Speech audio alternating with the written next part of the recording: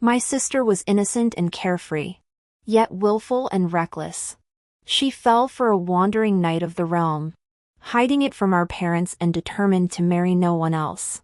She even used my name to secretly exchange gifts with him. Little did we know the truth would eventually come to light.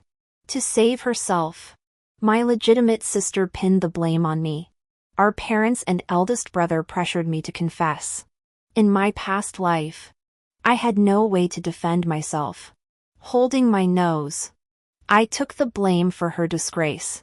Not only that, though she herself desired to marry into the Duke of the Nation's household, she told the wandering swordsman that I was the one obstructing them. In the end, that man stabbed me through the heart. I died a miserable death in a back alley, my body torn apart by wild dogs. My sister, however, married into the Duke of the Nation's household, basking in glory. Now, in this new life, as I gaze upon my sister's pleading eyes, I cover my mouth and chuckle. With a single, light-hearted phrase. Just kill him. What exactly happened? Explain the entire sequence of events clearly before the Duke and Duchess. As long as you say you had nothing to do with this man, the Duke and Duchess will certainly not trouble you further. Seated on the high dais, Father's tone was stern, yet his words and manner clearly conveyed his protective intent. Still, his expression remained undeniably grim. How could it not be? I lowered my eyes, inwardly scoffing. At the spring banquet hosted by the Duke of the Nation's residence, my elder sister had been caught meeting secretly with an outsider by patrolling maids and guards. The incident reached the Duke, demanding an explanation from father and mother.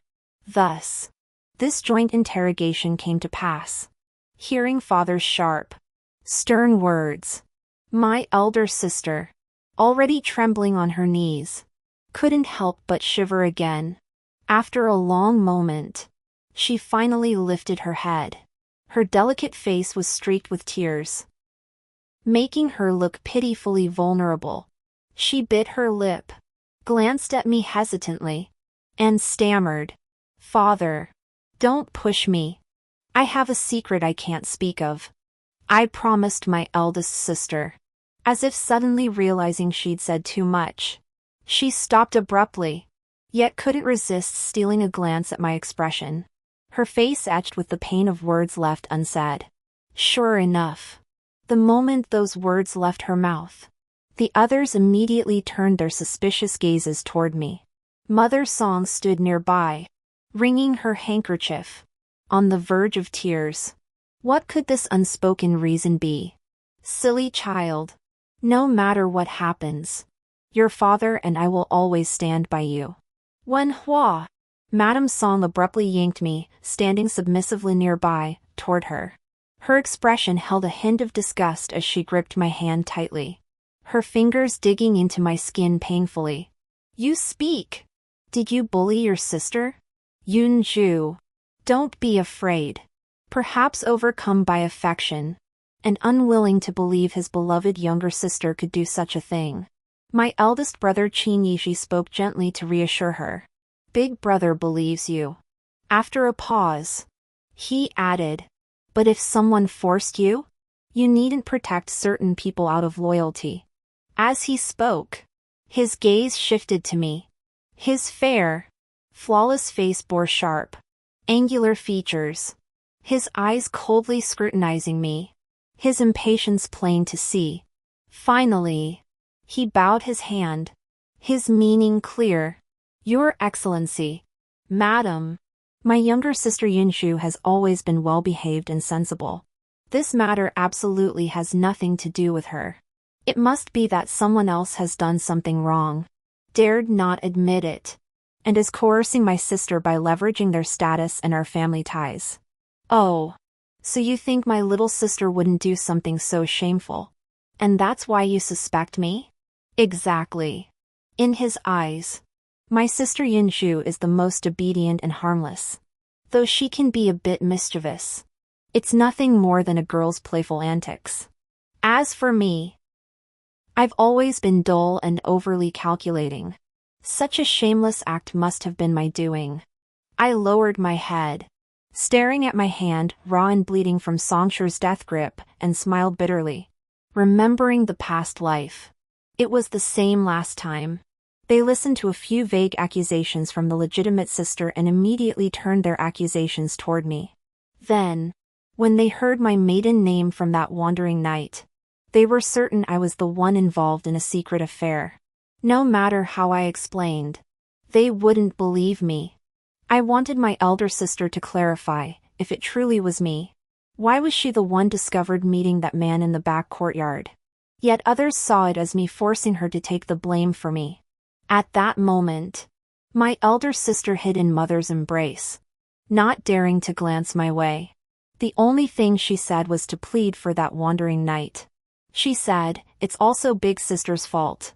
Having a betrothal. She should have behaved properly instead of provoking others. Since he didn't know beforehand and broke into the Duke of Jin's residence for love. He's actually quite innocent. Let's spare him. She was the one having the affair. How dare she shift all blame onto me? How laughable that my eldest brother praised her kindness. He fell for her lies." Back at the mansion, I kept insisting it wasn't me. My father whipped me 30 times and locked me in the woodshed, leaving me barely alive. Mother and my eldest brother despised me, blaming me for bringing shame upon the family. They demanded I die. Even my childhood sweetheart cousin didn't believe me and asked to break off our engagement. And there I stood, watching helplessly as he grew closer and closer to my own sister. I could endure all that. Ultimately, it was my fault for misjudging people, for being foolish enough to believe that between my legitimate sister and me, someone would always choose me. But there were things I simply couldn't bear. I couldn't bear my cousin blaming everything on me after learning his legitimate sister was to marry the heir of the Duke of the Nation. He claimed it was all because of our former betrothal, that Yunju, unwilling to snatch her elder sister's fiancé, had refused to marry him. I couldn't bear my elder sister's slander, telling that wandering swordsman Mo Xianyun that I had stood between their love. She said I had earned that beast's hatred, leading to my eventual demise, my body left without a trace. That day happened to be my elder sister's wedding day. Before departing, she dismissed the servants and said with a guilty expression that it was all because she hadn't dared reveal the truth back then, causing my cousin and me to break off our engagement. She promised to meet me in the alley, where she would bring my cousin to explain everything. I no longer cared about the engagement, but I demanded this innocence and justice. When I arrived at the meeting place, it was Mo Xianyun who awaited me. With cold indifference, he thrust his sword through my heart. "Yunju told me it was because you opposed our union," he screamed. "You forced her into the Duke of Jin's household to secure your Qin family's wealth and prestige. Now die. You don't deserve the wealth Yunju sacrificed herself for." I couldn't make sense of a single word he said. Yet I understood I'd been deceived. And the man before me was a fool. My eyes widened as blood spurted from my mouth. I tried to speak, but no sound came. Only a helpless smile remained. I was a fool. Such a fool. How could I have believed Qin Yunju had found her conscience? Meanwhile, everyone beamed with joy as the wedding procession passed through the alley. No one knew I lay dying in that filthy lane, my eyes wide open in death. Why? Why must I bear the blame for all these mistakes I never made? Never imagined I'd reincarnate back to this moment. This time, I'll make the best choice. I suppressed the seething resentment and rage within, subtly slipping free of Mrs. Song's grasp. It was time for my performance. I smoothed my clothes, masking the turmoil in my eyes, then knelt with a thud, adopting a resolute expression. My words struck like thunder. "Father, it's all my fault." Father's anger flared. "You good for nothing. Speak! What happened?" That man is actually the one I love." My words stumbled at first but grew smoother. My sister merely delivered a message for me. The moment those words left my lips, I keenly sensed it. Father and mother's expressions softened. Eldest brother wore a look of I knew it. His gaze growing colder and more contemptuous. Under Qin Yunju's grateful gaze, I bowed my head. Grateful? Don't get ahead of yourself. You'll have time to cry later. Seeing the others accept one-sided accounts as absolute truth, the Duchess of the State Protection frowned and calmly took the floor. Is what you say true? I blurted out urgently, as if afraid of being doubted, eager to spill the details. Absolutely. It was me. And I even told him my sister's maiden name. The Duchess of the State asked doubtfully, why did you tell him your sister's maiden name? I stammered, unable to speak for a moment. Because she feared exposure and was willing to ruin Yunju's reputation to cover it up. My elder brother bowed to the Duchess of the State, casting a disgusted glance my way as he spoke. She's always been like this, hard as venomous as a snake. Selfish and self-serving. And Yunju actually tried to help you conceal it. You dragged her into this. He spoke at length, completely oblivious to Qin Yunju's increasingly pale and sweaty face. Finally, I couldn't hold back and interrupted. Brother, stop. Please. Qin Yunju pleaded with a desperate look. My brother froze. Yunju. You. Qin Yunju forced a smile. Perhaps my sister misremembered. She told that man her own maiden name. I stood there, stunned, covering my chest. I couldn't believe it, muttering to myself. My own? Qin Yunju avoided my gaze, insisting, sister must have misremembered. I lowered my eyes, a bitter smile on my lips. Perhaps I misremembered. The Duchess of the State narrowed her eyes. Bring that man forward. One question will reveal exactly who he called. I bowed my head, letting out a cold laugh. Humph. Bring him. Let's muddy these waters completely. The murkier, the better. Guards brought forth a man bound hand and foot as ordered. I scrutinized him closely. This was my first time truly observing the man who had bewitched my elder sister. She'd forsaken both future prospects and reputation. Yet she remained determined to marry him. He was indeed dashing and free-spirited, possessing the aura of a wandering knight. Outnumbering the enemy is no victory. Pa. You officials all want to tear us apart. His unrestrained expression faltered upon seeing my sister. Wen Hua. Qin Yunju stammered, trembling, I don't know you. You've mistaken me for someone else. Yes. I've mistaken you for someone else. Emo Xianyun lowered her head, then laughed brightly. Turning her gaze to me, she looked at me with deep affection. Wen Hua. Meeting you in this life makes my journey through the world worthwhile. How insolent! Father was so furious his beard bristled and his eyes bulged.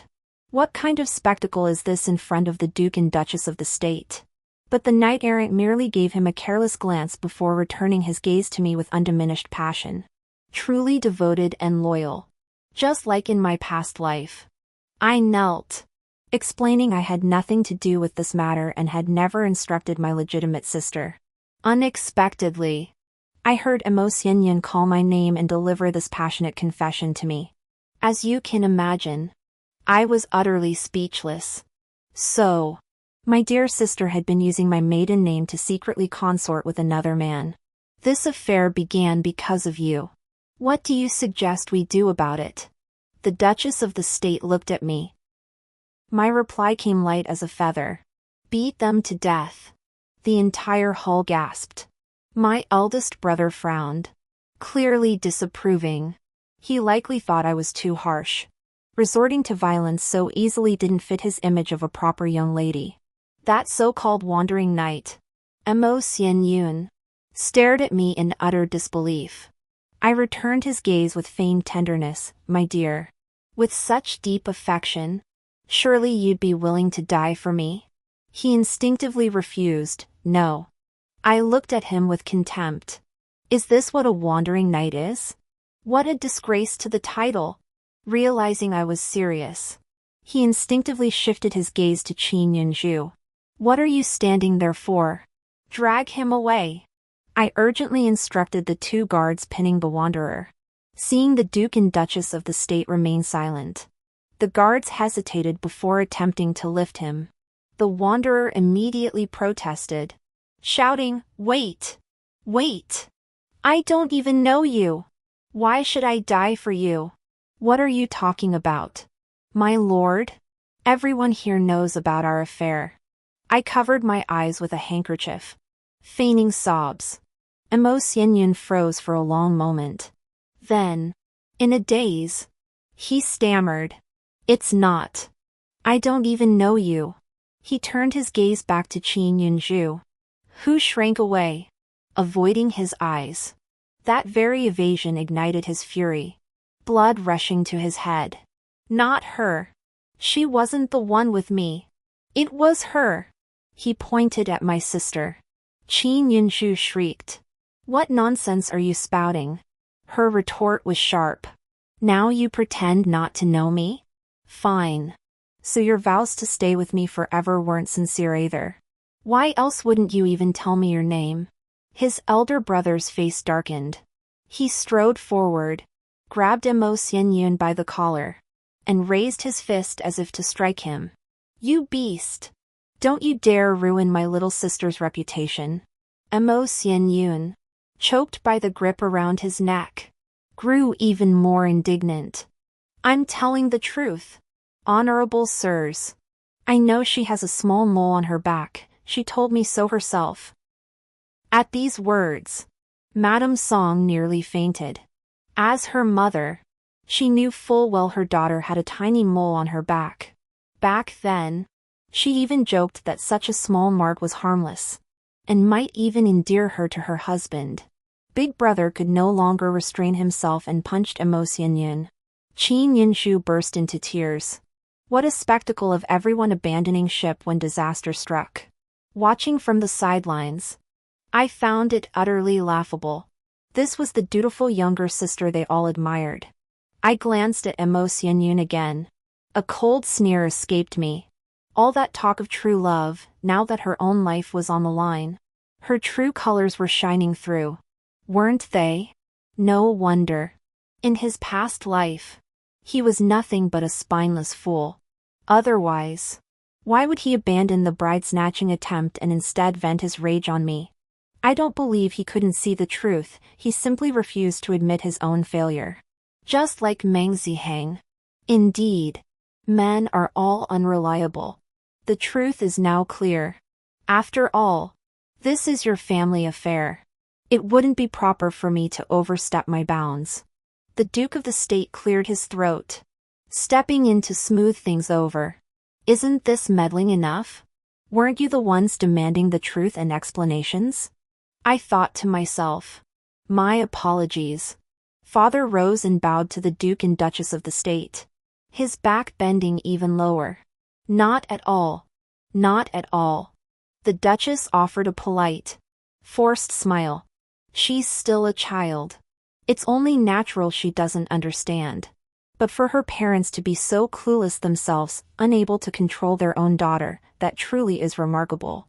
Father and mother understood perfectly, their faces turning pale for a moment.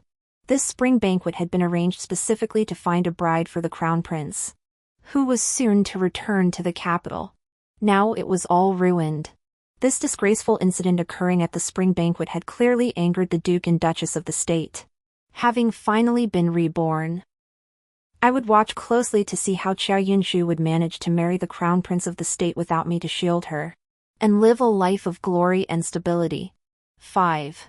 Outside, her eldest brother rode his horse, his face dark and gloomy. Inside the carriage, my younger sister sobbed in mother's arms. After this ordeal, she knew full well she'd caused a terrible scandal, embarrassing herself before the capital's noble ladies and ruining her reputation. Her tears softened mother's originally stern expression. Mother embraced her sister and wept too, wailing, my darling, what will become of you?" I lifted my head to glance at mother. my heart devoid of any extra emotion. I sat still, eyes fixed on my nose, mind focused on nothing else. I was a bit hungry. Only moments ago in the main hall had I fully realized my rebirth.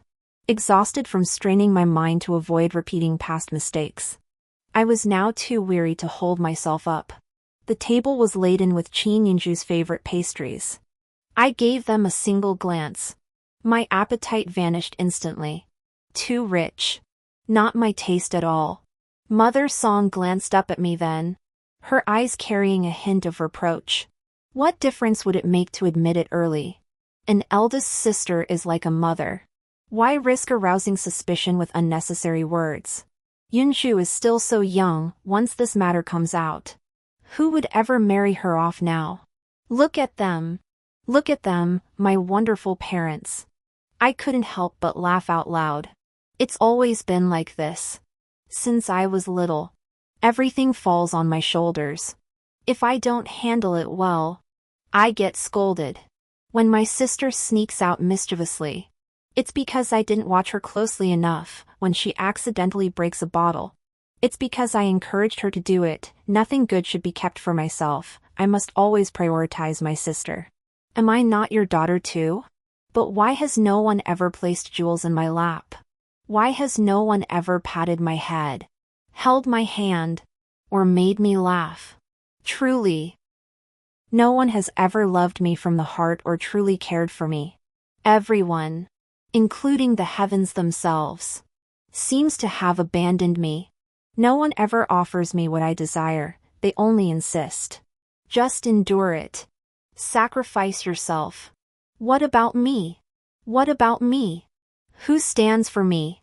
Why must I be the one destined to sacrifice? Am I unworthy? Who made these ridiculous rules? I clutched my handkerchief. Feigning hurt, I was actually going to admit it. I don't know why my sister blurted out my name. Oh, right, earlier she said I'd entrusted you with some words. What exactly were they? How come I have no memory of it? I feigned confusion.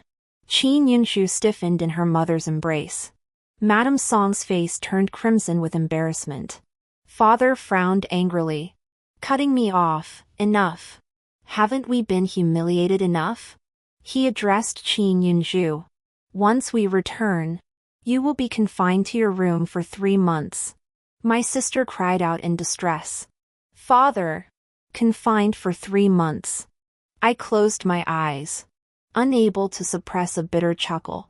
What kind of punishment is this? This is clearly protection. Why? For the same incident. Was I subjected to family discipline, 30 lashes, with no one pleading for me?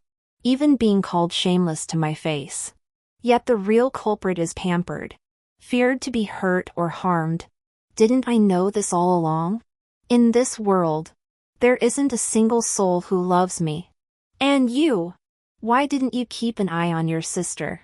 Your punishment is to copy the family rules 100 times. You are not permitted to leave the house until it is finished. I offered no protest. Only a low, subdued yes. Father. Recently, news has spread throughout the capital about the youngest daughter of Grand Tutor Qin being caught in a private rendezvous with another man. The rumors only grew more outrageous. Stories emerged claiming the man was originally an assassin, that the Grand Tutor's daughter fell for him at first sight, shielded and concealed him in every way. And when her attempts to help him escape failed, they were discovered. Yet if anyone inquired, the details were recounted with astonishing precision, vivid and lifelike. Naturally, I've certainly done my part to fan the flames. The afternoon sun was perfect as I reclined comfortably in my rocking chair. The maid Xiao Chui massaged my shoulders while fanning me. Miss, I can't help but notice how much better you seem lately. What has changed? Well, you've stopped practicing the qin, abandoned your needlework, and no longer personally prepare the soup to serve the master, mistress, young master, and Miss Yunju. She counted each item on her fingers. I rolled over and smiled. Because I understood clearly, Not loving someone meant not loving them. No matter how well-read and cultured I became. Mastering music, chess, calligraphy, and painting, or how diligently I prepared meals. It couldn't compare to a single, light-hearted remark from my legitimate sister. Why torment myself? But Xiaosui's eyes sparkled. As long as you're happy. Miss. Master and mistress only have eyes for Miss Yunju. Going there would just be thankless work. I've wanted to say this for ages. You're such a good person. Miss. You should think more about yourself. See? Something so simple. Xiao Chui sees it clearly. Only I've been deceiving myself all along. Craving my family's love too much. I smiled and tapped her. You're such a sweet talker. Want me to find you a perfect match too? So you can charm him into over the moon? Miss. You're teasing me. Xiao Chui and I were laughing and joking together. When my eldest brother walked in, this was the scene he witnessed. After what happened to Yunju, you still have the nerve to joke around? I glanced up at him, just about to stand, when this torrent of scolding came crashing down. His expression had already darkened. I rose slowly, my voice calm. That was her own doing. She must bear the consequences. And you, brother, entering without so much as a word? This is my boudoir. If word got out, wouldn't it make the Qin household look like they lack manners? A flicker of surprise crossed Qin Yiji's face. He hadn't expected me to speak up in defense. He seemed about to say more, but upon hearing my rebuke, his expression grew distant. For a moment, he was lost for words. He probably hadn't anticipated me giving him such a hard time. After all, I'd always been gentle and compliant, never uttering a harsh word to him. Alas, I still couldn't match my younger sister's lively charm, earning instead the label of deeply calculating. You. Qin Yiji pressed his lips together, a hint of hesitation clouding his handsome features. He stammered. In a bad mood? Did someone bully you? I stared at him, somewhat surprised. It had been ages since I'd heard a single word of concern from his mouth. What was going on today? Had the sun risen in the west? I was genuinely baffled. Truthfully, before I turned 15, my relationship with my eldest brother had been quite close. But everything changed that year when I was 15. Qin Yinshu and I were playing by the courtyard pond and both fell in. Sis didn't push me, I just slipped. Qin Yinshu gasped between choking words, her pitiful expression making me doubt myself. But hadn't she ignored my warnings? Insisted on playing in the water, and even complained about me getting in the way? Seeing the danger, I acted fast to grab her, but she pulled me down instead. Qin Yiji believed Qin Yinju's version, thinking I had pushed her. He left me soaking wet behind and instead pulled Qin Yinju away. From that day on, we grew increasingly distant. No matter how much I tried to win her favor, it was all for naught. I had always longed to build a good relationship with my eldest brother. Perhaps I sought from him the warmth and affection my parents had never given me. Even a child could sense the slightest hint of malice or difference. I knew from a young age that my parents didn't like me. I once asked the nanny, and she said it was because my birth had been difficult. So my parents disliked me. But I knew that wasn't the real reason. The truth was, while mother was pregnant with me, father had taken a mistress outside the estate. When mother discovered this, heavily pregnant, she confronted father, demanding he abandon the other woman. At that time, father owed his current position entirely to his father-in-law's patronage. He had no choice but to endure the pain and let her go. And I was born under these circumstances. So whenever father and mother saw me, they harbored resentment, leaving me in the care of the wet nurse. Soon after, the wet nurse left too. I was alone again. Only the maid, Xiao Chui, remained by my side. Now, hearing his words, I couldn't be bothered to engage. If you have something to say, speak up. Then please leave. Qin Yizhi looked at me. His gaze dimmed, struggling to say, must you speak to me like this? Seeing him like this, I felt no trace of pity, only utter amusement. One mustn't be too pathetic. Truly, in my past life, how I yearned for even a shred of their affection. For that, I spared no effort to be kind to my sister, never daring to speak back. Yet in their eyes, I still couldn't compare to her few moments of coquettishness. Now my attitude has turned cold. Yet you come begging for concern? Too bad I no longer need it. Has my elder brother forgotten what you said about me that day at the Duke of Jin's residence? I stared at him mockingly. Let me refresh your memory. I repeated his words, enunciating each syllable. You said I was calculating, with a heart as venomous as a snake's, dragging my own sister into trouble. Qin Yizhi flinched under my gaze, hastily averting his eyes. His face clearly displayed irritation. I've already humbled myself this much. Why won't you let it go? That day was an emergency. You knew it well. Why were you so unreasonable? I tilted my head in question. Then why didn't brother be the unreasonable one and volunteer that he knew that man? Isn't male beauty all the rage these days? Besides, brother is quite the handsome fellow, exactly the type they'd adore. Qin Wenhua. Qin Yizhi snapped, flushed with shame and anger. I remained cold. Brother needn't flex his authority with me. The situation reached an impasse. We both fell silent, seeing no sign of me breaking the ice. He paused, then finally couldn't resist stating his purpose. I came to ask you to go with me to father to plead for Yunju. A month has passed, and Yunju knows she was wrong.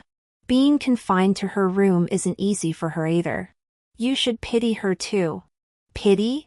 What suffering has she endured that demands my pity? Besides, she's merely confined to her own room for 3 months.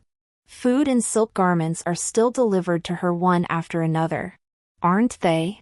When I received 30 lashes, my flesh was torn and bleeding. Locked in the woodshed, I lay unconscious for days on end. Where was his pity then? I knew it. Nothing good ever comes my way. All my life, wherever Qin Yunju went or whatever she did, she demanded her elder sister protect her. Hiding the coldness in my eyes, I spoke decisively. I won't go. Qin Yizhi stared at me in disbelief, his eyes burning with disappointment and fury. How can you be so cold? She's your own sister. I've already said it, she must bear her own burdens. If it were me, would you intercede for me? Brother? You're not like her. Yunju is delicate and cannot endure hardship. Hasn't it always been this way? Why single her out today? Then it won't happen. I smiled slowly. I must go see mother. If you have no further business, brother, then leave. Just as I was about to leave with Xiao Chui, someone seized my wrist with an iron grip. Turning, I saw my eldest brother Qin Yizhi's sullen, displeased face. He yanked me toward the doorway. You're using mother as an excuse to avoid this? Come with me. Today. You're coming with me. Forced forward. Stumbling. I stared at him coldly, without a trace of fear. Deep down, I truly doubted whether he understood human speech. Seeing this, Xiao Chui knelt urgently. Young master, the young lady truly must go to the mistress. Please. My young mistress is frail. Grabbing her like this hurts her. Qin Yizhi's footsteps halted. The grip on my wrist loosened slightly. In the end, I was still forcibly dragged to father's study. Truthfully, I walked the latter part of the way willingly. Since escape was impossible, I might as well face it openly. Qin Yizhi followed behind, his eyes fixed on me, as if afraid I might flee. How laughable. This is the Qin residence. Where could I possibly run to? I lowered my gaze and touched my right wrist, the spot Qin Yishi had grabbed earlier. Now bruised and purple. Father sat at his desk. His hand pressed to his forehead. He looked both haggard and headache-ridden, clearly still seething over the events of a month ago. Qin Yishi knelt on the floor, pleading earnestly. Father, Yunshu has realized her mistake. Shouldn't we release her now? He glanced back at me. Wen Hua thinks so too, right? I remained silent. Everything always drags me into it. Couldn't he see Father was still furious about this? He was practically walking into a trap. Well, of course. How could the great young Master Qin possibly read others' expressions? It's always been me who tiptoes through this household, constantly reading the room. Sure enough, upon hearing Qin Yishi's words, Father's face darkened faster than night itself, almost dripping with anger. He grabbed the inkstone and slammed it hard onto the floor. Release her? Ha! Do you know what people say about the Qin household? Handing them ammunition like that, don't you understand that gossip can drown a man? Disgrace. Utter disgrace. How could I have children like you? You've brought nothing but shame upon me. Hearing Father's torrent of insults, my heart remained unmoved. I even felt a tinge of schadenfreude. A knife doesn't hurt unless it cuts your own flesh. In the past, Qin Yunshu always made me suffer, and everyone else urged me to endure. This time, they're the ones suffering, and suddenly they're all in a panic. Qin Yishi's face turned ashen, wanting to say more. Father. Father.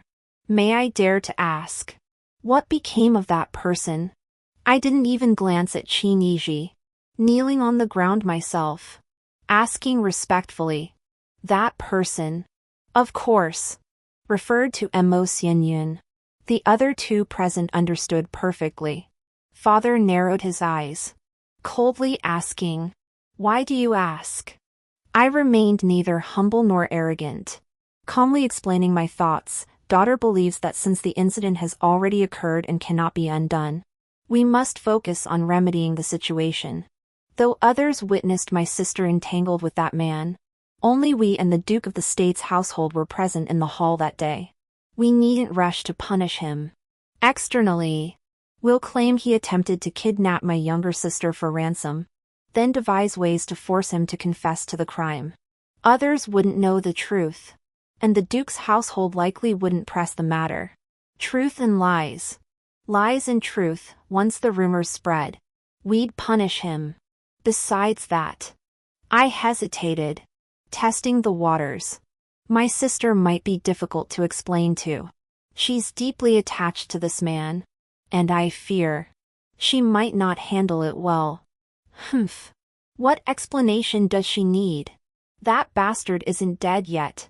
The Duke of the Nation entrusted his disposal to me. He's currently locked in the dungeon. At the mention of Mo Xianyun, Father snorted disdainfully through his nose. His face clearly bore the word loathing, his eyes flashing with malice. So he really isn't dead after all. He got off easy. It doesn't matter. Better he's alive. I'll make sure his life is worse than death anyway. A cold glint flashed in my eyes. However, your suggestion does sound rather good. Father Qin Ting pondered, glancing at me unexpectedly. He seemed quite inclined to agree with my proposal. But in an instant, his eyes held only regret. It's a pity you're not a son. But if Yunshu were like you. He stopped himself just in time, with a final flick of his sleeve. We'll do as you say. Stepping outside, I caught Qin Yishi's approving gaze upon me and sneered inwardly. Did he truly believe I was considering Qin Yunshu's welfare? Truthfully, even if I hadn't spoken, Father's nature, always prioritizing his own interests, would have led him to this conclusion sooner or later. I merely wished to observe, when faced with the contrast between a daughter who only brings him trouble and one who resolves his troubles. Would he still cherish Qin Yunshu as before? Would he eventually grow weary? I was quite eager to see. The moment I stepped out, Xiao Chui, waiting outside, rushed over. She grabbed my hand and frantically scanned my body. "Miss, are you all right? That was such a loud noise just now." My heart warmed, and I reassured her. "I'm fine. See? I'm perfectly fine." "Fine?" She was flustered, her voice trembling with tears. "Look at this. Your wrist is bruised." Qin Yiji, standing nearby, flushed slightly upon hearing this. "My apologies. I may have been a bit too forceful." Then, with a hint of relief, he added, "I was being short-sighted earlier. It's admirable that you care so deeply for Yunju. My brother was right about you. I know a little medicine. Let me take a look." I stepped back, avoiding his outstretched hand. "No need." Qin Yiji furrowed his brow, then relented with a weary sigh. "Must you treat me like a stranger? You exaggerate. Brother, we never shared much affection to begin with. How could there be any estrangement?" I replied calmly. "Didn't you just drag me here against my will?" "I did it for your own good." Qin Yiji gripped my shoulders and growled softly. "Don't you understand? Father and mother adore Yunju. Only by being good to her can you win their favor. Isn't that what you've always wanted? What I've always wanted?"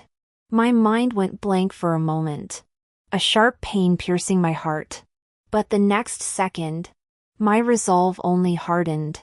Perhaps that was true before, but it isn't anymore. I understand. How could I not? I looked at him calmly.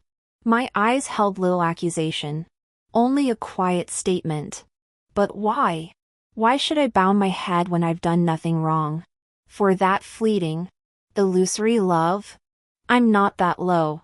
Besides, if I constantly pandered and compromised, I'd likely meet my end sooner or later. Never. Qin Yiji shifted uneasily under my gaze, shaking his head forcefully. I would never let that happen. Yet uncertainty flickered across his face. I offered no confirmation, merely bowed. "Please, brother, never again presume to act on my behalf. I am already profoundly grateful." As if struck at his core, Qin Yiji stared at me in stunned hurt, unable to believe such cold words had come from my lips. His lips trembled, his face turning pale. He felt pain too? Truthfully, his reaction only made me feel sick. If he truly valued me, why hadn't he acted sooner? Why had he never once considered my perspective? I ignored him completely and turned to leave. "Miss, you're so impressive." Xiao Chui beamed with admiration. The eldest young master's face turned green. He's speechless now. Isn't he? Look at him. Completely disoriented. You're his sister too. Yet he's repeatedly criticized you for Miss Yunju's sake. Heh. Serves him right. All that talk about for your own good, utterly unbearable. I shook my head and chuckled. You. Walking toward mother's courtyard, I suddenly asked, "Xiao Cui, do you miss home?" "Not at all. My parents sold me off. I don't want to go back. I'll stay with Miss forever. For as long as the heavens last." I fell silent. In my past life, when I was falsely accused, only Xiao Cui believed in me unwaveringly. After I was released, barely clinging to life, she even braved the pouring rain, crying as she begged a doctor to come see me. I wonder if she'll weep herself into a tearful mess again upon hearing news of my death. This lifetime, I want to plan for her properly, to ensure she lives a peaceful life. Wait for me outside. I gave a brief instruction before stepping into the room. "Mother, what did you need? Why did you come so late?" Madame Song looked displeased. I lowered my head. "Brother and I went to the study earlier to plead for sister. We hoped father would release her soon. But father refused." Not exactly wrong. ignoring the details. That's essentially it. I see. You did try. Your father. Ah. Never mind. Come sit closer. I moved nearer as instructed, glancing at the half-eaten pastries on the table. Wenhua. You're a good child. I called you here today regarding your sister's marriage. At this point, Madame Song hesitated, finding the words difficult to utter. In the past, I would have asked about it myself. But now, I pretended not to know and exclaimed happily, but someone has proposed to my sister? That's wonderful news. Why are you looking so troubled? Mother? It's not. Madame Song decided to be more explicit. Your cousin is already betrothed to you. Isn't he? I thought. Since you know each other well. So that's what it was. She's scheming to have me give up my betrothal to Qin Yunju. Mother. What are you saying? My face flushed with embarrassment. Before she could finish her plea, I cut her off, feigning awkwardness. My cousin is wonderful. I'm happy with him.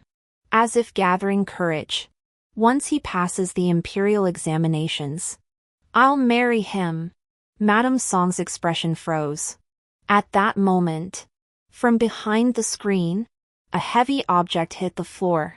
The betrothal matter can wait. Mrs. Song managed with difficulty. After a pause, she resumed her usual lecturing. Wenhua, you must comfort your sister more.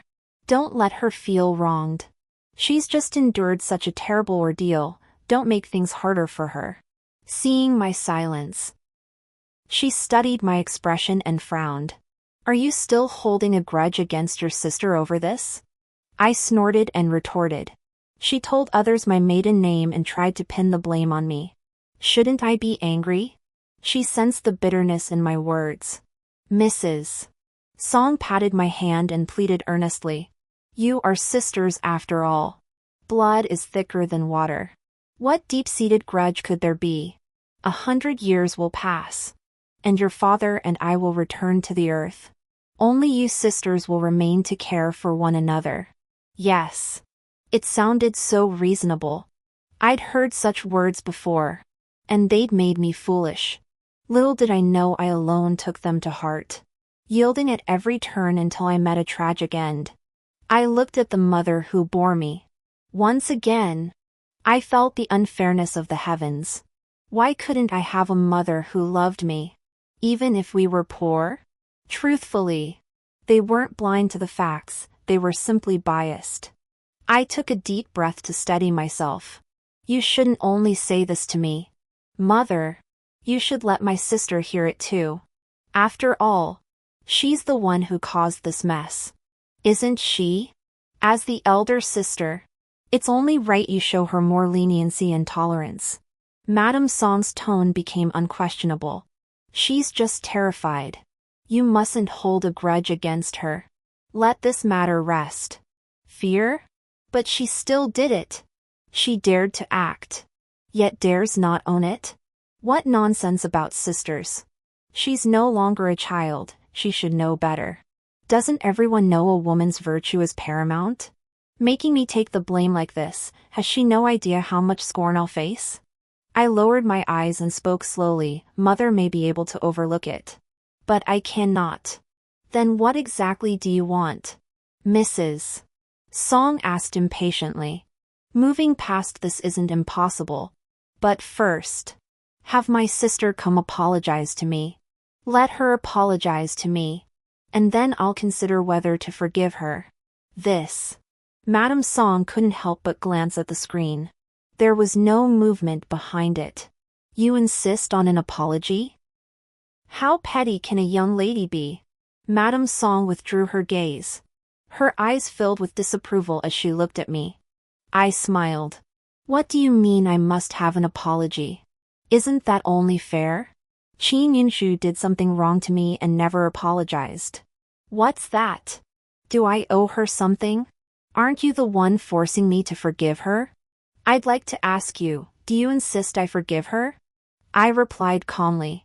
Mother, Your words are a bit harsh. Since that's the case, I'm afraid I'll have to disappoint your expectations. I won't forgive her. Can't I just apologize to you on her behalf? Madame Song's expression turned pale. After I refused her request, her face grew icy. Perhaps she thought this would make me back down. In the past, whenever she showed the slightest dissatisfaction, I'd tremble with fear and apologize endlessly. I despised my former self in my heart. I stood up. Since Mother has spoken so plainly, there's nothing more for me to say. I'll just leave. From start to finish, I didn't yield an inch. Not a word of forgiveness or letting it go. Madame Song, sulking, didn't call me back. Before leaving, I cast an unnoticed glance at the screen. Truly a mother's heart. Both of them, so wholeheartedly devoted to their little sister. But it seems my innocent, lively little sister, untouched by worldly concerns, seeking only a grand, passionate love, is desperate to marry too. After parting with Mother in discord, I idly fed fish on the bridge as a faint bamboo fragrance drifted over me. Meng Zihang, my cousin, and also my betrothed, 2 years my senior. His parents passed away when he was young, and he came to live with us. He stood beside me, speaking in a calm tone. I hear your sister was discovered associating with an outsider? My hand paused mid-motion. In my past life, I might not have detected the hidden concern in his words. But this time, the worry was unmistakable. After all, Meng Zihang, though outwardly gentle as jade, never showing pride or disappointment, was secretly haughty, his very bones brimming with arrogance. Cold, distant, polite, a man of deep calculation, mastering the refined demeanor of the Jiangdong gentry. And now he's concerned about trivial matters he once scorned and found unworthy of discussion? I recall how he looked down on my sister's lack of education in my past life. I often had to make excuses for her, mediating between them. Later, for reasons unknown, he'd whisper in my ear about her, this sister, that sister. Outwardly, he complained about her dullness and clinginess. Yet he never once drove her away. Instead, he'd sometimes lift his lips in an almost imperceptible smile. It turns out there were clues all along. We grew up together from the age of 10, knowing each other intimately. He lived under someone else's roof, while I was unloved. Because of our similar circumstances, we poured out our hearts to each other, huddling together for warmth, licking each other's wounds. This very betrothal was something he had begged for himself. Kneeling before my mother. Back then, he held my hand, his eyes burning. Wenhua, I will protect you. I will marry you properly. Such a cold, proud, solitary soul, for the first time in his life. He bowed his head, begging for my consent to this marriage. Yet, after being smeared with slander, it was he who proposed dissolving the engagement. I was foolish. Those youthful bonds, so trivial and fragile, could never withstand a single glance that spanned an eternity. Nor could they stand against the path to the clouds that lay ahead. Qin Yinshu was far more favored than I. And with my reputation ruined, it was only natural he'd want to rid himself of me swiftly. He truly has grown up. To him, I was merely a flickering candle illuminating a shadow from the past, once past. There was no need to look back. There was nothing to hide between us. I offered a half-smile. Mother wants me to step aside for my younger sister. He pondered for a moment, then frowned cautiously. You agreed? You really want me to agree? I countered. Meng Zihang's expression remained composed, his fair face as cool and distant as ever. You know I didn't mean that. But the fleeting flicker in his eyes didn't escape mine. Yes. He didn't mean that. How noble and upright he is. He probably didn't even realize he harbored such a secret longing. Suddenly, I felt a wave of weariness wash over me. Meng Zihang, if you truly like my sister, then go after her yourself. I won't stand in your way. With that, I finished scattering the fish food and turned to leave. Unexpectedly, he grabbed my arm. I was taken aback. Didn't he always believe in acting on emotion but stopping at propriety? Even with our betrothal, he'd always been proper and respectful toward me. Never the slightest bit forward. Yet at this moment, Meng Zihang was unusually flustered, perhaps because I'd suddenly pierced the veil of pretense. He quietly studied my expression, gauging my reaction. Was it my imagination? Or did I see a hint of bewilderment in his eyes? He pressed his lips together. Why did you say that? I merely stared at my captured arm, frowning without reply. He instantly released it. Yet he persisted, asking, why did you say that? I scrutinized him carefully, looking at this man I'd once believed I could spend my life with. Suddenly, I smiled and said, I just wanted to tell you that in Qinwen's eyes, there's never room for even a speck of sand.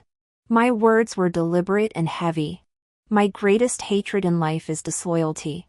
His whole body trembled, stumbling back several steps. Guilt made him almost unable to meet my gaze. He opened his mouth to explain, but I refused to listen. Truthfully, I never loved him deeply. It was mere coincidence that he was the only one. Otherwise, why did I feel only relief? Not a shred of heartache? Perhaps resentment and hatred outweighed everything else toward him. That day, Mother took my younger sister and me to burn incense. Before 3 months had passed, my sister was released. My father must have known all along, perhaps even tacitly approved. These past days, my mother and I had barely spoken. This time, she offered me an escape route, sending someone to invite me. Perhaps she still hoped I would voluntarily renounce the betrothal. Meng Zihang had sought me out several times since, but I'd brushed him off each time. There was nothing left between us. The provincial exam results were announced. Unsurprisingly, he was the top scholar. Perhaps he was preparing for the palace examination, or perhaps he sensed something from my attitude, but he too gradually stopped coming to see me. On the way, Qin Yunshu clung to Mother, acting spoiled and childish, not mentioning the past at all, looking as if nothing had happened. But I knew she was anxious. The tarnished reputation still weighed on her. Recently, I'd caught her several times sending servants to Meng Zihang's courtyard with gifts of appeasement. Seemed she finally understood the importance of preserving her virtue. Wasn't she just terrified of being unwanted? So preoccupied she couldn't even spare a word for her former lover. Had she truly lost interest? True. Had she not been so vain, so eager to provoke men? Why would she have dithered between Mo Xianyun, Meng Zihang, and Yuan Du in her past life? Why would she have weighed her options and ultimately chosen to marry into the Duke of the Nation's household, using me as a shield, making the other two, blinded by jealousy and resentment, vent their hatred upon me? I clenched my fists silently. The agony and resentment from her death still seemed to swirl within my chest, touching the spot where the sword had pierced my heart. I let the corners of my mouth turn up in a cold smile. Very well. Since everyone, Mo Xianyun, Meng Zihang, and even Yuan Du, who served as Qin Yunshu's shield, spun around her like satellites, I would drive a wedge between them. Let them tear each other apart. An eye for an eye, a tooth for a tooth. Since they never gave me justice, I'll turn their world upside down. Not one of them will escape. Meanwhile, Mother and Qin Yunshu chatted and laughed together, making me feel like an outsider. Devotee song praise to heaven, wishing my daughter Yunshu to find a good husband and have smooth sailing in all matters. Madame Song knelt in the main hall, murmuring prayers. Only we remained before the Buddha hall. I stood nearby, listening to her supplications for my youngest sister, my eldest brother, my father, yet she omitted me entirely. Perhaps I was merely a footnote in the Qin family's prosperity. Qin Yunzhu fidgeted restlessly. Mother, I'll go out for a moment. Madame Song sighed helplessly. You. Yet she still agreed. Mother's the best. I'm going out then. Be careful on your way. I lowered my eyes. Mother, I want to go out too. Stay put. Madame Song remained kneeling on the mat. Eyes closed. Hands pressed together. You're not going anywhere. We came to pray for your sister's fortune. Stay here properly. Don't make the Buddha think we're insincere. What if your sister can't marry well? What if your father faces trouble in his official career? Here we go again. Another accusation piled on. She always tried to control me this way. It was utterly tiresome. I bowed and interrupted her, then Mother. I'll be leaving now. Didn't you hear me? Madame Song opened her eyes, glaring at me. I heard you. I replied slowly, smiling gently, but Mother. Sincerity isn't about appearances, it's in your heart. The Buddha is merciful, he won't dwell on trivial matters. Don't project your own thoughts onto him, that's what would truly offend him. You. How dare you? I am your mother. Madame Song gasped for breath. So what? You are the one in the wrong. Why should I be the only one to obey? Madame Song instantly became frenzied, unable to tolerate my challenge to her authority. Pointing her finger at my nose, she shrieked sharply, because I am your mother. I have the right to control you. It is your duty to listen to me and accept my discipline. Even if I am wrong. It is not your place to speak. I suppressed the rising wave of disgust and sorrow within me. It was always like this, she gave her best to Qin Yunzhu, reserving her worst for me. She was venting her pent-up resentment and bitterness on me, simply because I was her least favored daughter. I looked at her. I thought you were only Qin Yizhi and Qin Yunzhu's mother. Perhaps I truly am not your biological child. Otherwise, why have you never shown me a shred of care? I don't remember what I looked like at birth. So naturally. I'll let you have your say.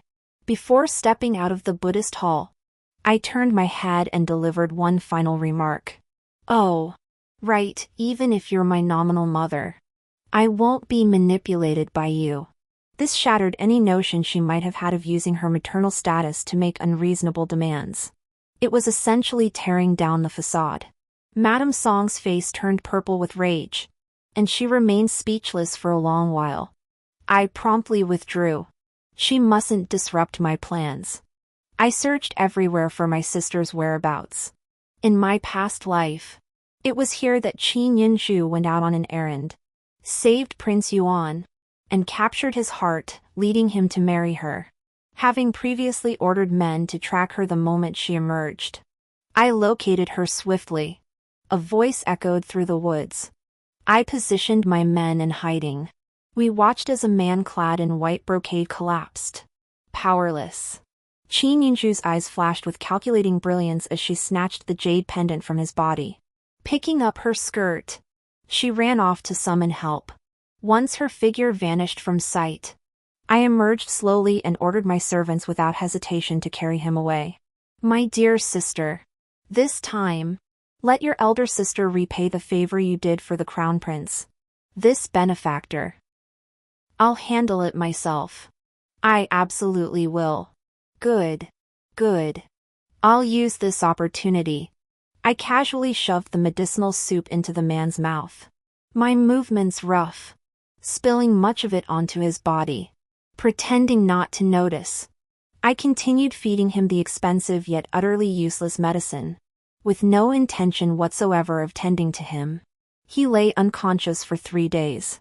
During this time, I occasionally dropped by to check if he had died. 3 days ago, I brought him back, tossed him into some dilapidated shack, and left. Back at the temple, Madame Song wore an icy expression, acting as if I didn't exist. She even took a dig at the fortune-telling monk, saying, "My eldest daughter is so unfilial she'll drive me to my grave. How much more devoted is my youngest daughter?" The young monk grew visibly uncomfortable, bowing his head and chanting Amitabha Buddha repeatedly. I gritted my teeth, suppressing the urge to curse. Though I wasn't surprised, I was long accustomed to her antics. After waiting ages, Qin Yunshu still hadn't returned. Finally, Mrs. Song couldn't bear it anymore and sent someone to fetch her back. Qin Yunshu's expression at that moment was truly priceless. I bet she was utterly bewildered, unsure who had taken that person away. Given what had happened earlier, she dared not directly ask others. Watching her frustration bottled up, unable to speak, was truly satisfying. Still, logically speaking, this person should be waking up soon. Just as I was thinking this, the man lying on the bed frowned, his fingers twitching. I swiftly switched to a look of anxious anticipation. He slowly came to, his dark eyes fixing on me. "You saved me?" I flashed a smile and unapologetically confirmed, "Yes." He tried to sit up, only to notice the wet patch on his chest. His nostrils twitched. "Sorry," I said sheepishly. "I'm not very good at taking care of people." "It's fine." Yuan Du pressed his forehead, his suspicious gaze fixed on me. "I remember you took my jade pendant." "So you were conscious then?" I feigned surprise, tinged with guilt. "I intended to show the pendant to see if anyone recognized you. But unfortunately, I lost it while seeking help." I twisted my fingers. "Was that pendant important to you?" "No." Yuan Du furrowed his brow and looked away. I cautiously studied his expression. "Can you see now?" His unconsciously knotted brow relaxed, as if some doubt had been dispelled. He gave a soft hum. I clapped my hands and beamed. "That's wonderful." Inside, I thought, "Thank goodness you were temporarily blinded by that powder attack. You didn't see Qin Yunshu guiding you to safety and evading the assassins with you. Otherwise, how could I have seized the opportunity to slip in?" I learned this detail from Qin Yunshu in my past life. Qin Yunshu would casually mention these things to anyone she met, as if afraid people wouldn't know she was the one who saved Yuan Du, the brilliant and martial heir to the Duke of the State, the dream suitor of countless noble ladies in the capital. I'd heard it so often my ears were calloused. Back to the present. I offered a considerate explanation. "This is a village beneath the temple. You needn't worry." Yuan Du merely glanced at the room before asking coldly, "Why did you save me?" "I saved you because I wanted to." I feigned innocence. His cold eyes fixed on me, his thin lips curling into a faint chill, clearly not buying my excuse. What a pain, I thought with slight exasperation. I'd tried so hard to act like Qin Yunshu might, but it seemed utterly useless. Guess I'll have to improvise after all. Actually, there was a reason. I cupped my face, smiling sweetly. "Because you're handsome. I'm quite pleased." He froze, turning his head away. His ears flushed red. So he's innocent after all. No wonder. The moment I returned to the manor, a major incident erupted. "Miss, it's so unfair." Xiao Chui wiped her tears as she recounted the events. "They say, Master Meng and Miss Yunju. He and she." She couldn't continue. I lifted my eyes to the matron standing before me and the 2 or 3 servants behind her, asking coldly, "What happened? Why such a commotion?" "Miss Wenhua, we truly don't know." Matron Liang's expression was peculiar. She bit her lip and spoke vaguely. "Just now, Miss Yunshu entered young Master Meng's courtyard carrying a basket. She didn't allow the maidservants to follow and hasn't come out for quite some time. A maidservant came to inform me. I feared something might happen. She was a long-serving elder in the household, deeply trusted by Mother Song. Today, father and mother had gone out to attend a banquet, and mother had left her behind to watch over the house. If anything happened, she'd be held responsible. After speaking, Nanny Liang cautiously studied my expression, though she saw nothing. I sneered inwardly. Seems Qin Yinshu couldn't hold back either. Then, calmly and naturally, I said, I see. I'll go with you. Ah. Right, why only these people? To prevent any mishaps. Call more attendants. Miss Wenhua. This is inappropriate. Nanny Liang abruptly looked up. But under my icy glare, she swallowed the rest of her words. Thus, our large group marched toward Meng Zihang's bamboo garden residence, looking every bit like a mob catching someone in the act. Meng Zihang's courtyard gate stood tightly shut. I ordered the servants to kick it open. The loud crash startled those inside. Upon entering, we saw two disheveled figures sprawled across a bed. Faced with our sudden appearance, they looked as if waking from a daze. Meng Zihang was the first to react. He scrambled off the bed, disregarding the stairs. His face flushed with an unnatural blush. His eyes darted urgently toward me alone. Wenhua. Wenhua. Listen to me. It's not what you saw. I can explain. I never. But I had no desire to hear any of it. I barked out coldly. Shut up. Qin Yunzhu, still on the bed with her robe half open and eyes slightly red, watched Meng Zihang's frantic explanations. With a sudden resolve, she lunged forward and wrapped her arms around his waist. Sister, my cousin and I truly love each other. Please bless our union. Meng Zihang, caught off guard, found himself truly embraced by her. They pressed against each other. They really did look like a couple. Damn lovers. My heart churned with disgust. True love? Could you please stop defiling the concept of true love? Of course. I still put on a show of distress and disbelief, glaring at them with disappointment. Meng Zihang finally snapped, shoving Qin Yunshu off him with all his strength. Her head slammed hard against the floor, but she didn't even glance back. His eyes met mine, and his fingers twitched involuntarily before clenching into a tight fist. Qin Yunshu scrambled to her feet, biting her lip in humiliation, yet her expression concealed a smug satisfaction as she declared, Sister, that's how it is. My cousin and I have been together for ages.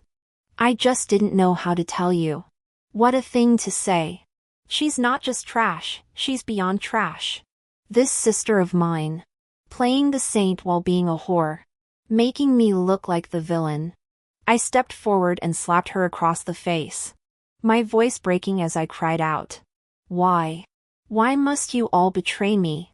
What have I ever done to deserve this? Yes. What have I ever done to deserve this?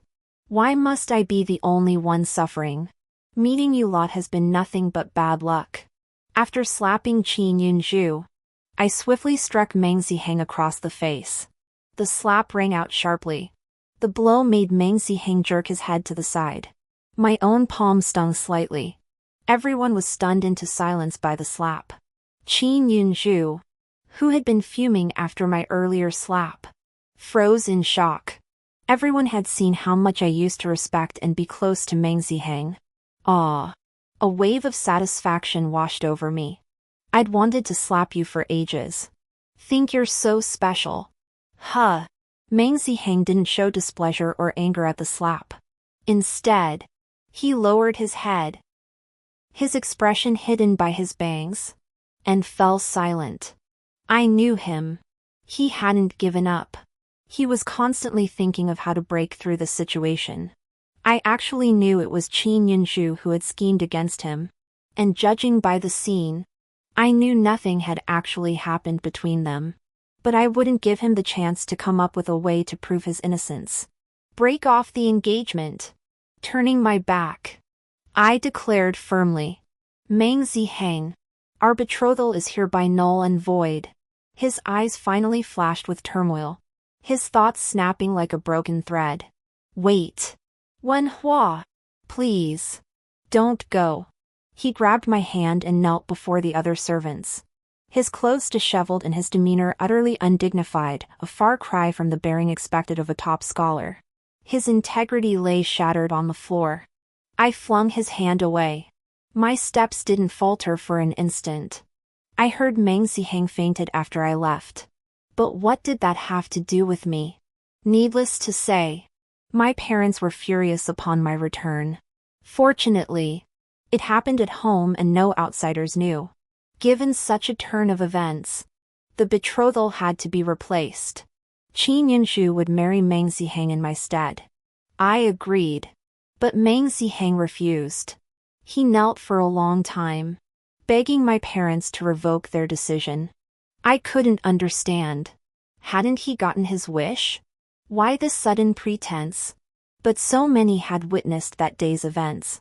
He had no choice but to comply. The red candles warmed the canopy. Wenhua. Wenhua. Yuan Du called my name over and over, kissing my forehead softly. Yuan Lang. I rested my head against his chest, tracing a circle around his ribcage with my index finger. His breathing grew heavier. Stop teasing me. Yuan Du's injuries were unexpectedly severe, so he was recuperating temporarily in this dilapidated house. During this time, I frequently left the manor to tend to him, never leaving his side. As for how our relationship progressed so rapidly, naturally, I drugged him, making him believe we had shared physical intimacy. A young man and woman alone in a room, dry kindling in a fierce flame, it was only natural. Yuan Du harbored no suspicion. Or rather, he had no experience in such matters. Yuan Du, it was said, was ruthless and decisive, keeping others at arm's length. Thrown into military training at 13, he honed his skills for 8 years. Leading troops in battle honed his abilities. Yet he knew little of the intrigues of the inner quarters. This worked to my advantage. Now that his injuries were nearly healed, it was time for me to leave. Hence, I was being especially affectionate today. Why does your voice sound different from when I first heard it? My breath is sweet as orchids. Could it be you dislike me this way? Dislike? His gaze darkened slightly as he spoke earnestly. A woman should carry herself with dignity. When you run a household in the future, you cannot behave as you do now. Which family's daughter are you? I've never heard of any noble lady in the capital looking like you. Yet you are undeniably a maiden untouched by the world. What? Are you proposing marriage? I asked with a smile. I ought to marry you, Yuan Du stated coolly. For a life saved. I have no way to repay you except by pledging myself. Those were your words. I scoffed. Prince Yuan truly has a sense of humor. I have no desire to be a concubine. Since you knew I was the crown prince, you shouldn't have provoked me in the first place. What? If you won't marry me, then who do you intend to marry? As if detecting a hidden meaning in my answer, Yuan Du frowned. His right hand pinched my chin as he stared intently, not missing a single flicker of expression on my face. That's not certain. I turned my head away. Come beg for my hand. I'll give you 10 days. If you can't marry me, I'll marry someone else. Fine. After Yuan Du left, I lay on my bed. Dealing with someone like him was truly exhausting. But it was worth it. Within 3 days, Yuan Du came to find me, with the crown prince personally coming to propose. How could my parents refuse? The wedding was set for 5 days later. I was to be married. Before the wedding, there was one more thing I needed to do. I went to the dungeon to visit someone. Mo Xianyun. Seeing him again, he was no longer human. Tortured beyond recognition. He was tightly bound to a wooden frame, his body covered in lacerations. I was quite satisfied with the sight. His expression turned frantic when he saw me. Ah. Emotion Yun. How did you end up like this? Blame my father, he was simply too enraged. Don't blame my sister either, she was just frightened. Truthfully. She cares for you and must be waiting for you. As her elder sister. I understand her heart and came especially to see you. I said, putting on an act. Watching his shifting expression, I knew he'd taken it to heart. Before leaving, I gave the jailer a knowing glance, signaling him to find an opportunity to release Emotion Yun.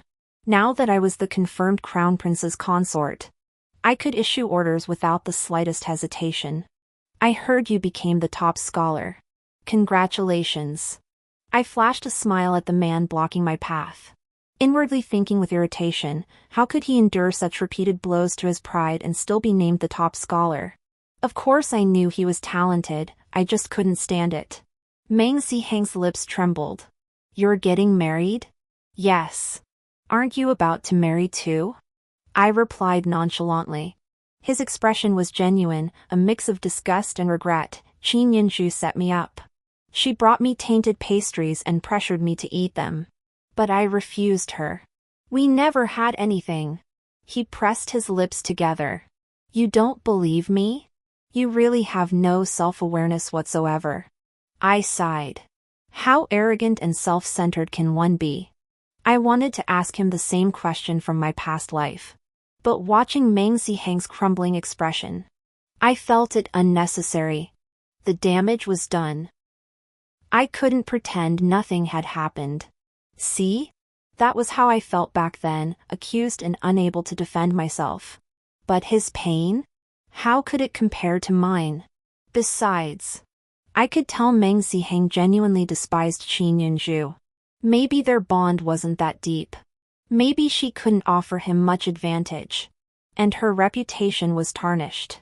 But who cares about him? Wouldn't it be better to become a couple bound by resentment? Did she force you to eat it? Setting aside the facts. Are you really without fault? I glanced at him, my expression sorrowful. Regardless, I couldn't compete with my sister for one husband. Meng Zihang's eyes reddened. His voice unsteady. Wenhua. Are you abandoning me? I laughed. Meng Zihang. Don't be so disgusting. Are you still blaming me for that incident with Qin Yinzhu? I never had feelings for her. I just envied how freely she lived. This was a rare glimpse into his soul, the usually reserved man actually opening up about his dark thoughts. I gave him just one word. Get lost. What's with today? Everyone's choosing this day to come find me. I never imagined Qin Yinzhu would dare come to me, and by the looks of it, she'd been eavesdropping for quite some time. After just a few days apart, her skin had grown noticeably rough, and her whole demeanor seemed less vibrant. After resorting to such tactics, even the most clueless or biased person couldn't possibly defend her. Father and mother were utterly distraught over this affair. And lately, my eldest brother's gaze toward me carried a heavy weight of guilt. Even the servants whisper behind her back, mocking her shamelessness. She truly brought this upon herself. Even with strict secrecy. How can rumors be contained? Who can blame them? She routinely beats and berates the servants, making others pay for her mistakes. I, however, have always rewarded merit and punished wrongdoing fairly, earning the respect of the rest. The public eye is sharp. After all, sister, you're marrying the crown prince. Aren't you? How wonderful. I've never met him myself. I hear he's quite handsome. I watched Qin Yinzhu with a cold gaze as she spoke, her face adorned with an innocent, carefree smile, as if none of the sordidness ever existed. Gradually, the smile faded from her face, replaced by an uncontrollable surge of jealousy and resentment. Clearly, she'd been suffering lately, her acting skills had deteriorated significantly. I let out a light chuckle and said, What? You want to marry him too? Sister, how could you say that to me? She bit her lip in embarrassment. Yet her eyes were filled with longing and contempt for me. I didn't want to engage in empty pleasantries with her. She wasn't worthy. Qin Yunju, don't think shifting all the blame onto me makes you noble. Heaven sees all. Sister, what are you talking about? I don't understand. Qin Yunju's expression froze. Her smile forced. Don't understand? I smiled. It doesn't matter. Just take care of yourself. This lifetime, I'll make sure everyone sees clearly what kind of person she, Qin Yunju, truly is. And I'll see she gets the ending she deserves. The wedding proceedings went smoothly. I married into the Duke of the nation's household as I'd wished. Though the Duke and Duchess disliked me as their daughter-in-law due to past events, their love for their son kept them from being overly harsh. Yuan-du doted on me constantly, the affection in his eyes deepening day by day. It was both pitiful and infuriating. My past neglect had honed my skill in winning favor. Save for my own family, whose hearts were clouded by pig fat. But Yuan-du, at least, found it quite effective. He delighted in my playful teasing and affection, his once hardened, battle-hardened demeanor softening considerably. His eyes sparkled with amusement whenever he looked at me. He would carefully shape my eyebrows with the hand that wielded swords. He would peel grapes for me with his own hands. And he would indulge my tendency to lord his status over others. Always yielding to my wishes, he indulged me beyond measure.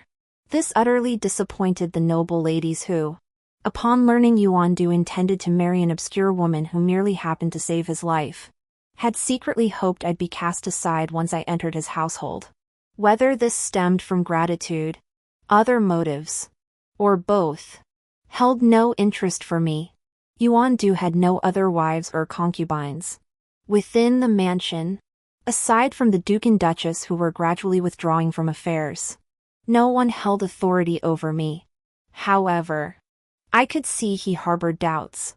My explanation was simply too convenient, losing the jade pendant. Besides me, have you seen anyone else? No. Such probing questions grew more frequent.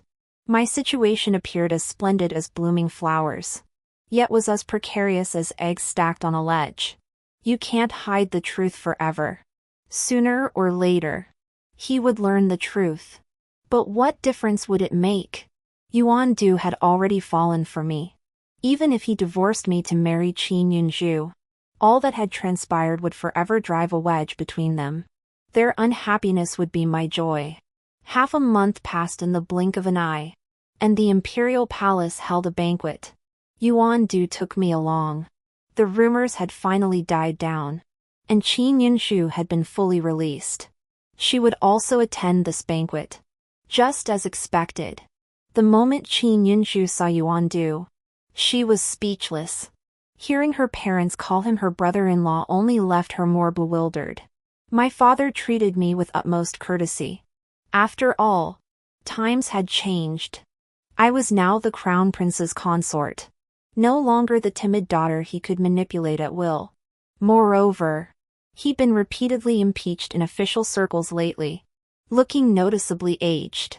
He hoped Yuan-du could assist him through me, and his patience with Qin Yunju's constant antics was wearing thin. Go greet your sister. He tapped Qin Yunju, and her eyes instantly filled with hurt. Father ignored her, glancing instead at Yuan-du, who stood nearby toasting the emperor. With a hint of flattery, he turned to me. Wen Hua, could you help your father?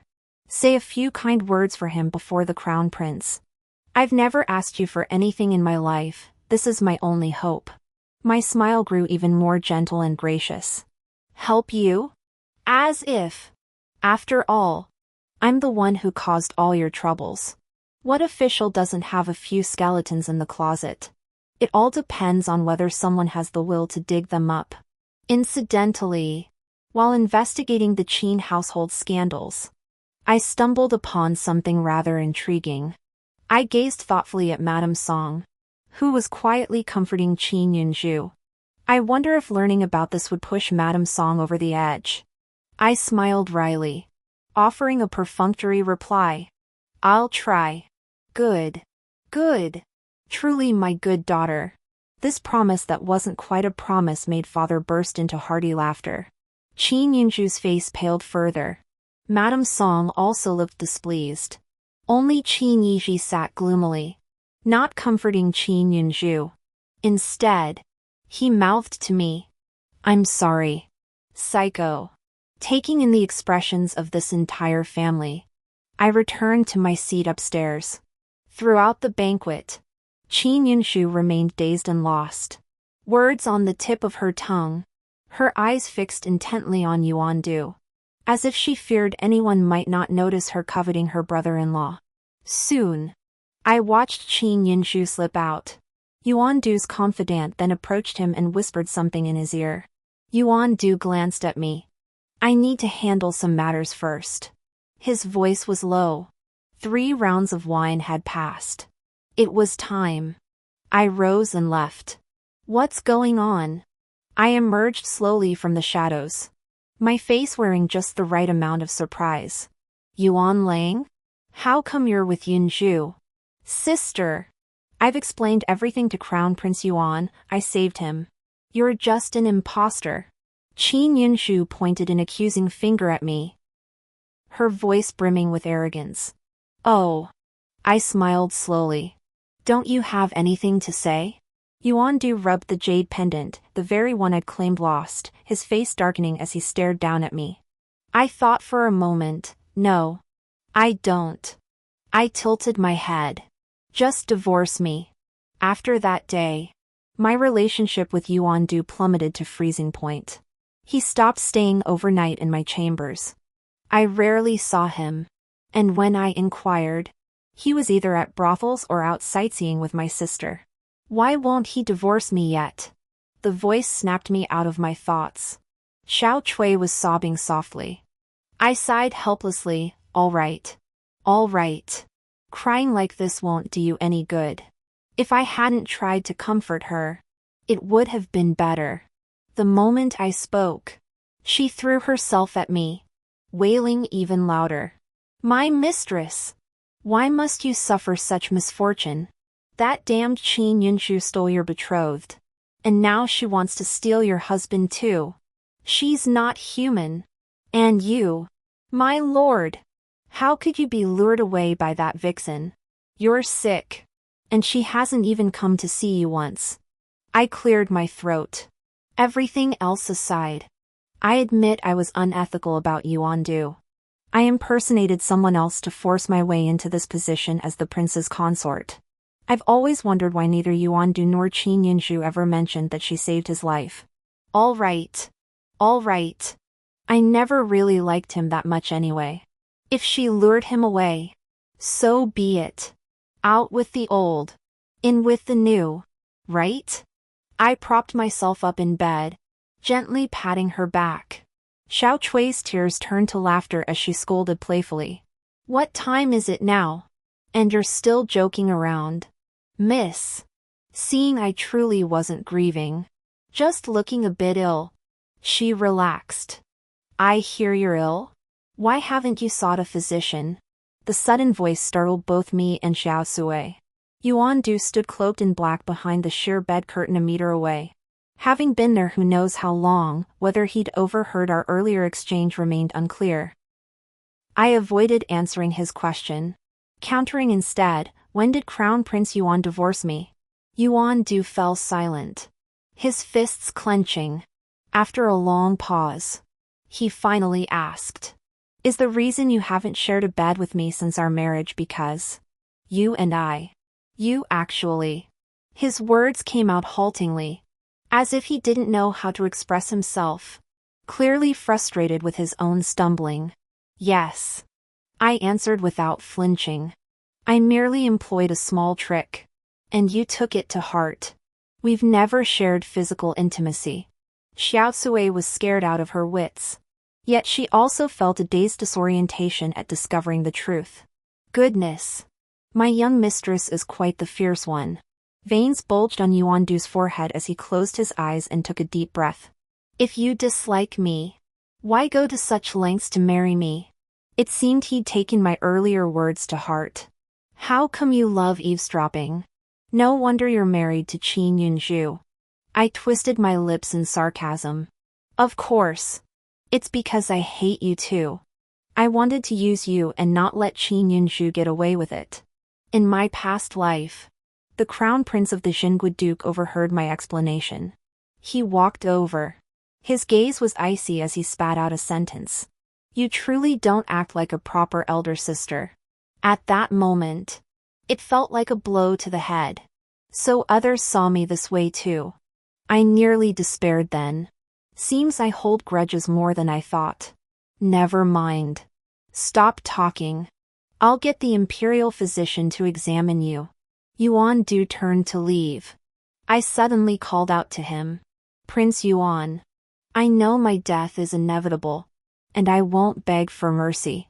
But since I saved half your life, I have one favor to ask. He turned back. His gaze sharp as a sword piercing through the bed curtains. His expression cold and dark. Speak. Please let my maid go. Miss. Xiao Chui looked up in disbelief, tears streaming down her face. She knelt and bowed her head repeatedly. Xiao Chui won't go anywhere. Xiao Chui will stay with Miss forever and ever. Please don't send Xiao Chui away. Miss. I just stared at Yuandu. Will you agree? No. Yuandu refused without hesitation. Seeming somewhat reluctant, he hastily added, You can have anything else you want. But not this. Thank you for your kindness, Your Highness. Then I have nothing else to ask for. My expression grew pale. Hearing my reply, Yuandu froze in place for a long moment before snapping out of it as if awakening from a daze. I'll go fetch the imperial physician for you. With that, he fled the scene. Xiaosui. Stand up. Go outside. Xiaosui wiped her eyes with her sleeve. Yes. I sighed, stroking her head. Foolish girl. It seems you can't leave just yet. Then help me with one more thing. 3 days later. A raging fire. I was utterly free. It was only natural that the patient couldn't escape the burning house. Soon, rumors spread throughout the capital. The Duke of the State's residence had caught fire. Fortunately, only 2 casualties were reported. Unfortunately, one of them was the newly wedded crown prince's consort. The young master, fresh from court, heard his bride's chambers were ablaze. He rode home like a madman, trying to charge inside, only to be held back by the old Duke of the State's men. He screamed until his voice cracked, collapsing unconscious outside the house engulfed in flames. Upon waking, he reportedly stormed the Qin residence in a frenzied rage, seemingly demanding someone, perhaps believing the heiress had returned to her family's home unharmed. That was truly a state of delirium. His wild behavior even frightened the Qin family's youngest daughter into illness. Everyone shook their heads, lamenting the Qin eldest daughter's ill-fated destiny. Some claimed the Yuan heir's overwhelming aura of death had brought about the heiress's demise. This year's top scholar, who had shared a childhood friendship with the crown prince's consort, learned of the tragedy and coughed up blood incessantly. Some claimed to have witnessed the top scholar and the crown prince exchanging blows in an alleyway. This was quickly refuted. The crown prince was a martial artist, while the top scholar was a frail scholar. If they fought, it would be the crown prince pinning the scholar down and beating him. This exchange drew exchanging glances among the tea house patrons, all bursting into laughter. Yet amidst the laughter, a collective sigh of sorrow followed. Rumors are rumors, who knows how much truth lies within? But the crown prince's consort truly did die. Indeed, the affairs of those above are as deep as the ocean. After my death, a chain of events unfolded. Qin Ting, my father, was exposed for bribery and embezzlement in official circles, stripped of his position by the emperor. Beyond that, another scandal rocked the Qin household. Qin Yunshu wasn't my mother's biological child.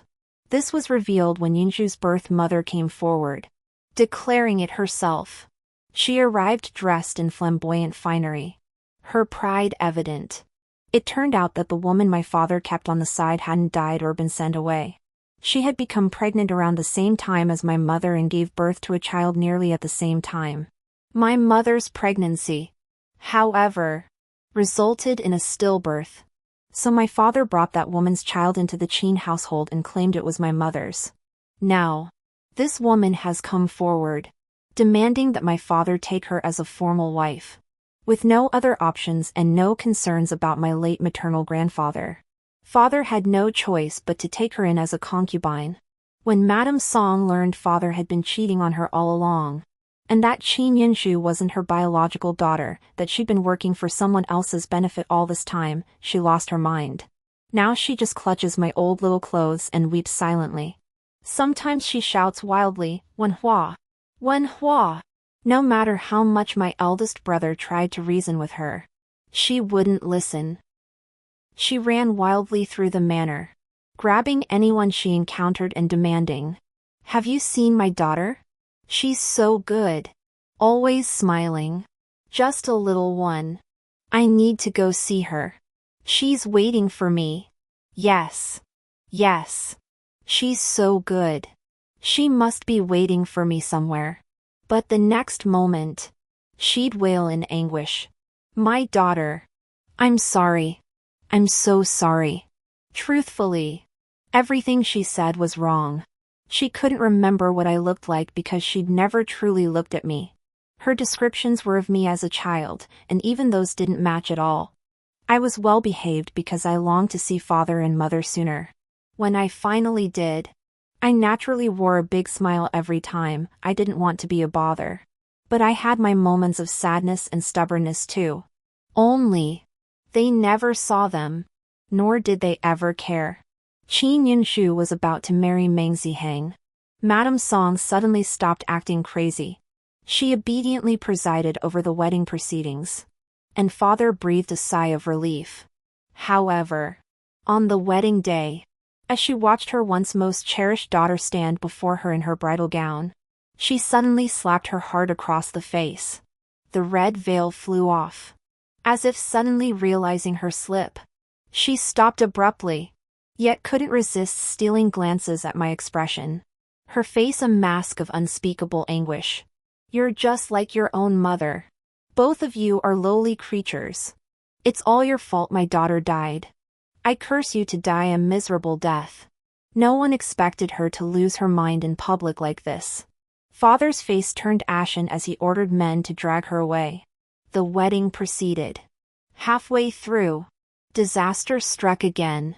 A masked figure, somehow infiltrating the wedding procession, suddenly lunged toward the palanquin and stabbed the bride. A voice screamed, "You fickle woman!" It was Mo Xianyun. Meng Ziheng, clad in white, merely watched coldly from his horse, showing no intention to intervene. Only when Mo Xianyun attempted to flee did he order her capture. Left unattended, the bride bled to death on the spot. Authorities swiftly apprehended Mo Xianyun and sentenced her to death, to be executed after the autumn harvest. Upon learning of Qin Yunju's death, Madame Song actually clapped her hands in delight. She hated my father, and she hated Qin Yunju. The deeper her love had been, the deeper her hatred became upon realizing she'd been deceived. Later, that concubine absconded with most of the family fortune, running off with a guard. It turned out she'd entered the household solely for the money. Father was so enraged he suffered a stroke and became bedridden. Madame Song clapped at his bedside. She had already lost her memory, her intellect regressing to that of a 3-year-old child. With the household in such turmoil, my eldest brother, exhausted and unable to escape his duties, resolved to move our parents to the countryside, far from the capital. All this was recounted to me by Xiao Chui. She paid close attention to the later events. Back then, she would repeat the tale with Schadenfreude while carrying trays. After hearing it, I merely smiled faintly. Stretching lazily, I sighed. Spring is indeed lovely. The end.